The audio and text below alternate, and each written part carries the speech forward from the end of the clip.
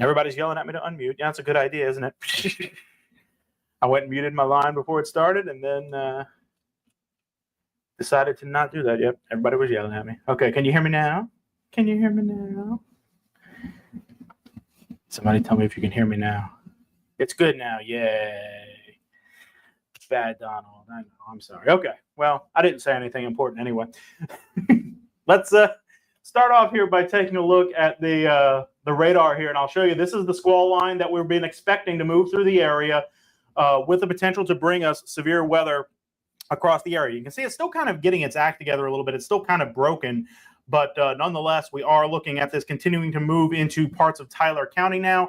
And you can see these individual cells developing out in front of it. Those will also have the potential to potentially produce a quick spin-up tornado or some strong gusty winds. I think the majority of the strong gusty winds are going to be within that squall line itself as it moves across the area this afternoon and into this evening. Now, all modes of severe weather are going to be possible. So we're talking tornadoes, damaging winds, and large hail. The biggest overall risk is going to be for large hail, though. I mean, not large hail, damaging winds as we go through the afternoon, right along the leading edge of this squall line as it gets its act together a little bit more. You can see it's moving at a fairly decent clip. It's moving about 25, 30 miles an hour right now. And this is not expected to slow down any as it moves through. So this isn't something that's going to be a major flash flood concern, although you can see the bright reds there indicating heavy rainfall. So we may see a brief period of very heavy rainfall that could lead to some minor street flooding for a short period of time, but I don't expect that would last too long once it actually gets into the area, and then any kind of rainfall that's left on the roadways would quickly run off within about an hour or two. So let's go ahead and jump into our briefing here. And then we'll come back and look at the radar again before we get off the air here. I want to start off with the current tornado watch. We do have a tornado watch in effect for essentially north of the I-10 corridor. So it does not include the parishes and counties that I-10 goes through, but areas north of there. So we're talking Tyler, Hardin, Jasper, and Newton counties in southeast Texas. And then Vernon, Rapides, Beauregard, Allen, and just added a short time ago, Evangeline, St. Landry, and Avoyelles parishes.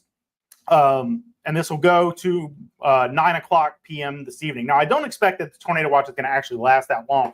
Once the rain band or the squall line actually moves through our area, then at that point, or any particular area, at that point, the severe weather threat will be over with. So, for example, going back to the radar really quick, if I could, let me do that real quick. Once the squall line gets through, for example, Tyler County, the severe weather threat will be over. So you're looking at your greatest severe weather threat in Tyler County virtually right now. Hardin County will be within the next hour or so. Same thing for northern parts of Jasper and Newton County. Once that squall line moves through, the severe weather threat will come to an end, and this tornado watch will be canceled after that. So just because it's in effect until 9 p.m., that doesn't necessarily mean that you have to be on guard until 9 p.m. Parts of the area, especially western parts of the area into southeast Texas, this will be over with by this afternoon. We do still have, again, that overall severe weather threat. The highest risk remains across central Louisiana. You can see that orange area covering the Alexandria area, northern parts of Vernon Parish and Avoyelles Parish. That is an enhanced risk. So that's a category 3 out of 5 on the Storm Prediction Center's severe weather scale. And that is where the highest overall risk for tornadoes and damaging wind is going to be. The rest of the area is in that slight risk, that yellow category. That's a category 2 out of 5. So still looking at a severe weather threat, but not quite as high as what's going to be seen across central Louisiana and parts of northeastern Louisiana and west Mississippi. The tornado threat, you can see there, the area highlighted in yellow up near the Alexandria area, a 10 to 15% chance of seeing a tornado within 25 miles of any location in that area. So that does include the Alexandria area, just to the east of Leesville, and just to the north of Marksville. The remainder of the area is in a 5 to 10% chance of seeing a tornado within 25 miles, except right along the immediate coastline. You can see the area highlighted in green there. That's a very low risk, a 2 to 4% chance of seeing a tornado. Damaging winds, this is going to be your 60 mile per hour or greater wind speeds, and this is the highest overall threat. You're looking at a 30 to 45% chance of damaging winds of 60 miles an hour or greater in that area highlighted in the enhanced risk. So Alexandria, just to the northeast of Leesville, and just to the north of Marksville. The remainder of the region in a 15 to 30% chance of seeing winds of 60 mile per hour or greater, and that's going to be right along the leading edge of that squall line most likely. There is still a low risk of hail as well, a 5 to 15% chance of seeing quarter size or larger hail. That could occur either within the squall line or in any one of those thunderstorms out in front of it. But I think the majority of that, if we're going to see it, is going to be in the squall line itself. This is the latest timing regarding the arrival of the severe weather and that squall line. So you can see kind of ongoing now across the first or westernmost color there, that lime green color, between noon and 4 p.m. for Tyler, Hardin, northern Jasper counties. That's kind of ongoing now. Between 3 and 7 p.m. for Jefferson, Orange, southern Jasper, and southern Newton, as well as Cameron, West Calcasieu, Beauregard, Vernon, and Rapides parishes. Between 5 and 8 p.m. for eastern Cameron, Jeff Davis, Allen, Evangeline, Avoyelles, and Acadia. Between about 6 and 9 for Vermilion, Lafayette, and St. Landry. And between about 7 p.m. and midnight for St. Martin, Iberia, and St. Mary parishes. We do still have that very low-end risk for flash flooding, again, due to that heavy rainfall. It's not going to amount to a whole lot. You can see rainfall totals there only between about a half inch to an inch. But because it's going to be falling very quickly, we could see some brief street flooding across low-lying areas, roads that are typically prone to flooding. Will have the potential to do so very briefly this afternoon as these storms move across. If you've stepped outside at any point so far today, you've noticed it's been very windy outside. We've been looking at wind gusts 30 plus miles an hour across most of the area. So we do have a wind advisory in effect for a large swath of the area, especially towards the coastline, for that 30 plus mile per hour winds. And this is going to continue through the night. So we're looking at 30 plus mile an hour wind gusts right now out of the south. But once that squall line moves through and gets behind us, the winds are going to shift out of the northwest, but they're still going to remain pretty strong. So what's going to become a problem is we're going to be looking at those very strong winds pushing that very cold air mass into the region, and the wind chill factor is going to become a concern by tonight. Those wind chills will drop into the teens, those feels-like temperatures when you add in the wind, the strong gusty winds that are expected to continue behind the front. The strong gusty winds continue offshore, so we are looking at small craft advisories in effect for the coastal waters as well as the coastal lakes and bays, and we're going to be looking at seas, wave heights essentially, getting much higher as we go through the afternoon and evening because of those strong offshore winds developing. We do have a freeze warning in effect for most of the region tonight. The reason that central Louisiana is not included in this is because you've already seen a significant freeze earlier this year, and it's our office policy to only issue freeze warnings essentially once during the first freeze. So these are areas that either have not seen a freeze yet, or it's been a long time since you've seen a previous freeze. Those are the areas that are in the freeze warning, but make no mistake, the entire area is going to drop below freezing tonight and each night for the next several days. We also have a cold weather advisory in effect, which I guess I didn't put in here, but we'll just skip over that. Don't worry about it. The point is it's going to be cold. Let's take a look at the temperatures here going into southeast Texas and southwest Louisiana over the next few days. You can see by tonight, we're going to be looking at, this is the southeast Texas cities. We'll be looking at temperatures dropping into the mid to upper 20s. Same thing for tomorrow night into Tuesday morning as well. Upper 20s to lower 30s for Wednesday morning, and then right around freezing for Thursday morning as well. And you can see even going into Friday, we're still cold. We're not necessarily at freezing, but we're only in the 30s and 40s. And that's going to be the case for even during the daytime for the next 4 or 5 days or so. It's going to be very, very cold, and it's going to stick around for a long period of time. Same thing for our central and southwest Louisiana cities. You can see pretty much carbon copy. We're looking at mid to upper 20s tonight into tomorrow morning. Same thing going into Tuesday morning, Wednesday morning, Thursday morning. And we'll be looking at temperatures getting above freezing, but again, still cold as we head into Friday. Now, again, we were talking about very strong winds going on right now, and those are going to continue through the evening and overnight hours behind the front. The only difference is it's going to switch from a southerly direction to a northwesterly direction. We're still looking at gusts 25 up to 30 miles an hour. And then when we add in the rapidly infiltrating colder air, we can see these wind chill forecasts, or the wind chill temperatures dropping into the teens. You can see by 6 a.m. tomorrow morning in Alexandria, 14 degrees is the feel-like temperatures when you account for that wind chill. Same thing pretty much across the entire region. We're looking at mid to upper teens to lower 20s, both tonight into tomorrow morning as well as into Tuesday morning, because the winds are going to continue pretty much all day tomorrow and into Tuesday as well. The winds will start to die down a little bit by Wednesday, but you can see those wind chill values still in the lower 20s all the way through Wednesday morning as well. So several days of very cold wind chills expected. Same thing across Southeast Texas.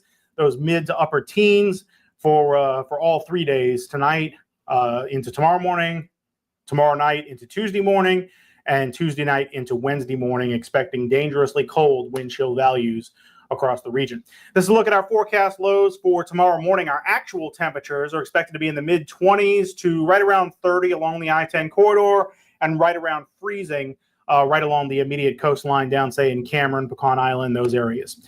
For Tuesday morning, looking at mid 20s to right around freezing. For Wednesday, pretty much more of the same, mid 20s to right around freezing on the coastline. Same thing for Thursday. Also mid 20s to just above freezing. It looks like right along the coastline, but we'll still have freezing temperatures along the I-10 corridor. And then when you take into account the wind chill values, these are our lowest wind chill forecast values. You can see mid-teens across central Louisiana and interior parts of southeast Texas, upper teens along the I-10 corridor, and as low as 20 even down right along the immediate coastline and getting offshore. Heading into Monday night and Tuesday morning, not a whole lot warmer, just a couple of degrees. We're still looking at right around 20 to 25 for those wind chill values across the entire area. Going into Tuesday night into Wednesday morning, 20 to 25 again, pretty much across the entire region. Going into Wednesday night into Thursday morning, a couple of degrees warmer, but it's not really going to feel like it. The winds will finally be coming down, it looks like, from that point forward. So the wind chill factor isn't going to be as much of an issue, but it's still going to be very cold out there. Now let's talk about the time, or how many hours we're expected to be below freezing. We're going to start with tonight. So tonight going into tomorrow morning, you can see there most of central Louisiana, interior parts of southeast Texas, anywhere between 7 to 10 hours expected to be below freezing. And that's certainly cold enough and for a long enough period of time to threaten pipes. Along the I-10 corridor, it's going to vary between about 1 and 5 hours. So my advice is to go ahead and prepare, if you can, wrap pipes, insulate pipes, and go ahead and run water tonight pretty much across the entire region. This is something we're going to be dealing with at least the next 3 or 4 nights, so you might as well prepare for it now. We're going to be a little bit on the cusp tonight for along the I-10 corridor as far as the risk, but as we get into tomorrow night and into Tuesday morning, we're talking about a much higher amounts of time spent below freezing. You can see up towards central Louisiana, 12 to 13 hours spent below freezing. So that's certainly enough time to freeze pipes. Same thing along the I-10 corridor, between about 5 and 7 hours below freezing. Heading into Tuesday night and Wednesday morning, you can see kind of a continuation, still looking at anywhere between about 11 to 13 hours across central Louisiana and interior southeast Texas, 2 to 5 hours below freezing along the I-10 corridor. We might not spend too much time below freezing right along the immediate coastline, but the majority of the rest of the region will. By Wednesday night into Thursday morning, you can see that long-term freezing line kind of shifts a little bit further to the north. Central Louisiana still expected to see 10 plus hours below freezing, but areas along the I-10 corridor, Beaumont to Lake Charles to Lafayette, New Iberia, Morgan City, you're not going to spend significantly enough time below freezing. At least that's the current thinking right now, Wednesday night and Thursday morning. So the big pipe issues as of right now is going to be tonight, tomorrow night, Tuesday night into Wednesday morning.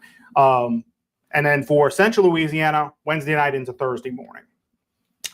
Now, the last thing I want to mention, and this is something that we've kind of hinted at a little bit, but now we're explicitly stating for the moment, this is very highly subject to change, but we are expecting some kind of winter precipitation, it looks like Thursday morning. We're going to be below freezing. We're going to have an area of low pressure develop off the northern Gulf Coast, and that's going to stream some showers across the region. At this point, it does not appear like there's going to be any kind of accumulation. Now, that is certainly subject to change. We're talking about Thursday morning. We're still 4-ish days away from that. So this is very much subject to change. But as of right now, we're looking at the possibility of at least some what we're calling novelty snow across parts of central Louisiana. Exactly where this falls and how much is still very much up in the air. I'd almost call this it's a first estimate. So don't freak out yet at this point. We'll have to remains to be seen whether we have, or exactly what kind of precipitation we have, whether it's snow, sleet, or freezing rain, and exactly how much and exactly where that's going to set up. So we still have quite a few days to look at that. But at least for right now, it's looking increasingly likely that we will have some kind of winter precipitation late Wednesday night into Thursday morning. So just something to kind of keep in mind here as we go forward in time over the next little while. So that's what we have here this afternoon from the National Weather Service. Let me go ahead and throw the radar back up there so we can take a look. Again, this is the squall line that's now moving into parts of southeast Texas. Let me see if I can come back to the full screen here. I can point it out a little bit right up in here. So just now getting into western parts of Tyler County, going to be moving into western parts of Hardin County here in the next 20, 30 minutes or so. And then each one of these individual cells out in front here are also going to have the potential to produce a quick spin-up tornado or possibly some large hail. The strongest damaging winds, I think, are going to be right along the leading edge of this squall line. It's going to move from west to east across the area through the afternoon and into the evening hours. Once the squall line gets past, the severe weather threat will be over. Notice there's nothing developing behind the squall line. This is the cold front. So there's much cooler air back behind it, but there's no severe weather that's going to be behind it. So once this gets through, the severe weather threat will be over. Those winds are going to switch out of the northwest. They're going to increase, and that very cold air is going to begin to blow into the region pretty quickly. I saw a couple of people asking on here already, and I've gotten a lot of questions already today about the possibility of roads freezing, you know, with this, all of the rain coming in and then that very cold air filtering in behind it. And what I've been telling people, and I still think this to be the case, we've been very warm the last few days. So the asphalt, the ground, or the roadways are still very warm. It takes time for that asphalt to cool down below freezing. So even though the air temperature is blowing in below freezing, it takes hours to days for the asphalt to actually reach freezing. Nothing can freeze on the surface of the road until that asphalt actually reaches freezing, because as long as that remains above freezing, it's going to melt any water that's on top of it.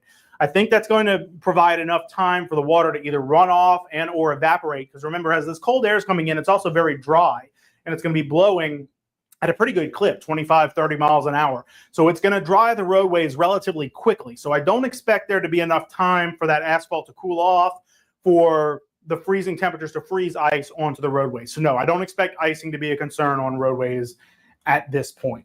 Let me go ahead and go back through the comments here and see if we do have any questions. If you have any questions about anything we've talked about here over the last little while, feel free to throw them in there.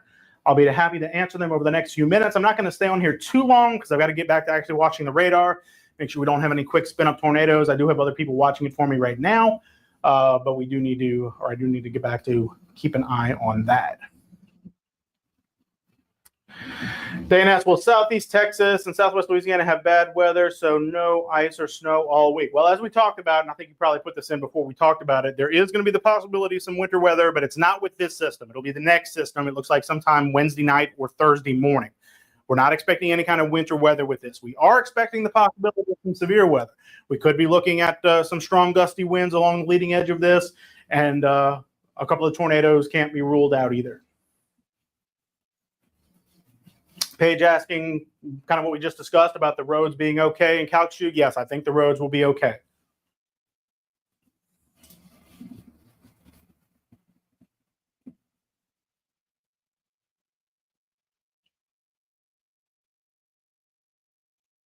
Kayla's asked, what does Jasper, Texas expect? I'm having to travel towards Tyler. With the roads be safe enough on Friday? It's too early for me to say with any certainty. You know, we're talking that's 5 days away. I can't tell you for sure at this point. My advice is just to continue to watch the forecast and monitor the updates through the upcoming week.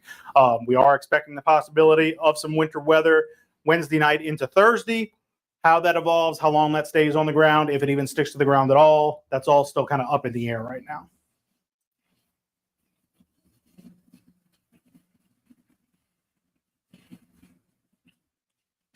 Angie's asking, what about tree limbs freezing and breaking? Tree limbs don't typically just freeze because it's cold outside. Tree limbs will freeze and break if there's an ice storm, if there's ice accumulation on the branches. But just it being cold is not going to cause a tree limb to crack and break. It would have to be extremely cold for that, to the point where the whole thing froze and it just shatters. And it's certainly not going to be cold enough for that. So that's not a threat with this situation, no. Karen asked, does the, I guess what I was talking about, the asphalt applied to bridges and overpasses. Bridges and overpasses do cool off faster than roadways that are actually on the ground, but I still think that what I said is still going to apply. It's still going to take several hours for that to occur, and I think that all of the water will be dried off of it by that point.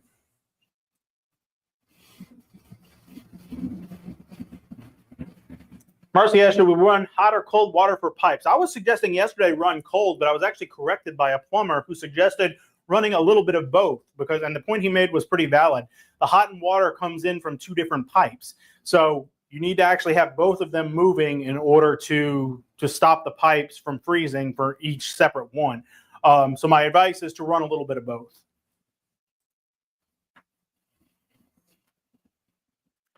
Amanda says, I sure didn't expect to see you this soon in the year, Mr. Donald. Well, we're, what, 5 days into the year so far? This is actually the tornado watch I was showing is the first tornado watch of the year anywhere in the country. So every tornado watch gets a number, and today we're number 1.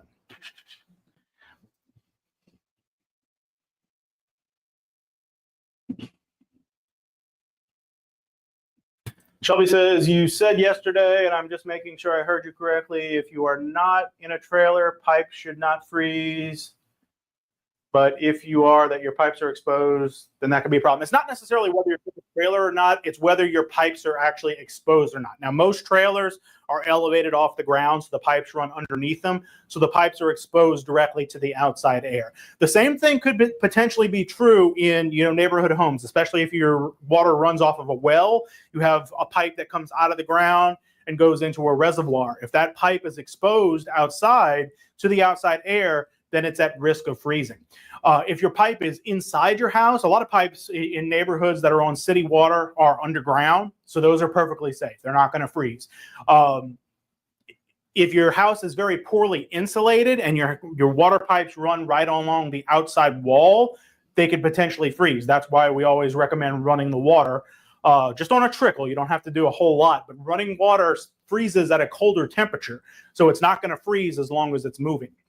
Also, the water is very much above freezing, so as it's moving, it's providing warmth to the pipes surrounding it. So the important thing is whether your pipes are exposed or not and how well they're insulated. If your pipes are underground, they're perfectly fine. If they're outside but they're insulated with some kind of insulating material, they're also likely to be just perfectly fine.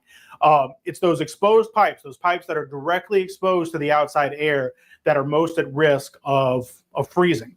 And I'll give you an example, from my own personal experience. Back during 2021, we had that very hard freeze. I had pipes that were in it was an enclosed room, but it was an exterior room, kind of like a shed.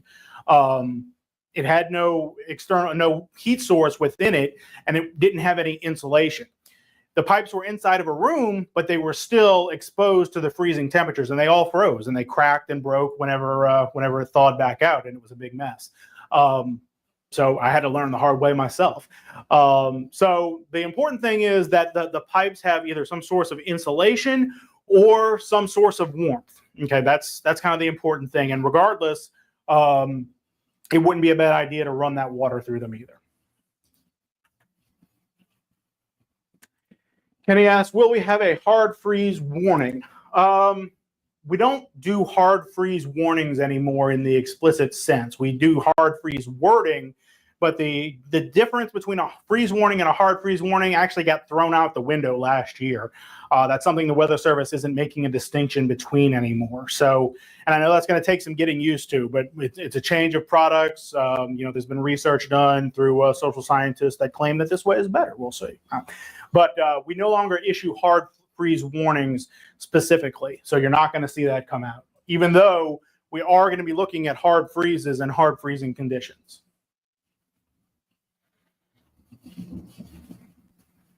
Janet says, having to travel to Houston Wednesday morning at 4 a.m., will the roads be iced? No, we're not expecting any kind of winter precip until Wednesday night if we see it at all. Brooklyn asks, what's the worst Alexandria can get with the severe weather?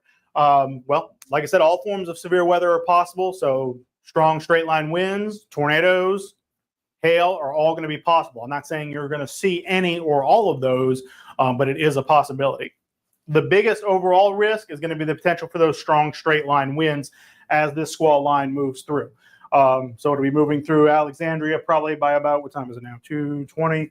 So probably about between about 4 and 6 o'clock. That's when you'll have the potential most likely to see that, if you're going to see it at all.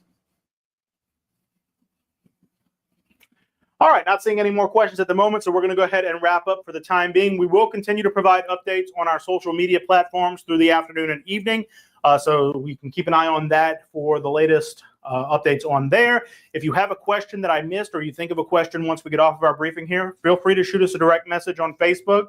Feel free to shoot us a message on X. Feel free to send us a message on Instagram. We're also on Instagram. You can also email me directly. I'll put my email on the screen there for you. It's Donald.Jones, so my name with a dot in the middle, Donald.Jones at NOAA, NOAA.gov, G-O-V. You can also give us a call here at our office, area code 337-477-5285. We have forecasters here 24 hours a day, 7 days a week. We're here to serve you. We're literally the National Weather Service. That's our job. So we're happy to answer your questions that way as well. This is probably going to be the last live briefing we provide for at least the severe weather. We'll see how things progress throughout the week in terms of the cold and the potential winter weather, and we may provide for future updates on that. But this is going to be the last live regarding the severe weather at this point, because I'm going to be on radar issuing warnings and such. So I won't be able to do that at this point, but we will still have updates available on our social media platforms for that. In the meantime, everyone, have a wonderful rest of your afternoon and evening. Stay safe for the severe weather. Stay dry for the rainfall, and then stay warm for the next 5 days, because it's going to get cold out there. We'll talk to you again soon.